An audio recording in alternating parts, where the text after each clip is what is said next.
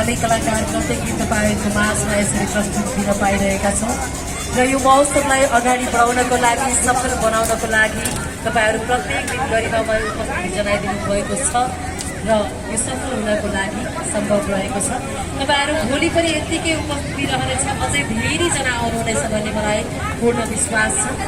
भोलि अब लगभग भोलि या पर्सि समापन भन्ने कुरो पनि छ।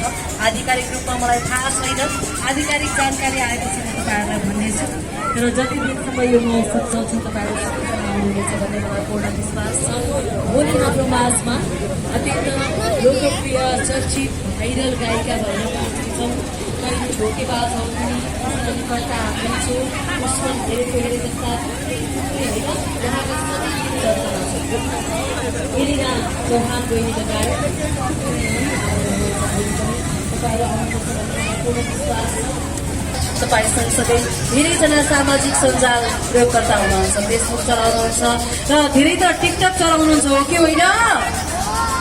शीतल शर्मा भन्नुहोला, हामी मूलपानीबाट भनेर म्यासेज पठाउनु होला, म तपाईँलाई एड गर्छु र टिकटकमा फलो गर्नुभयो भने म फलो ब्याक गर्छु।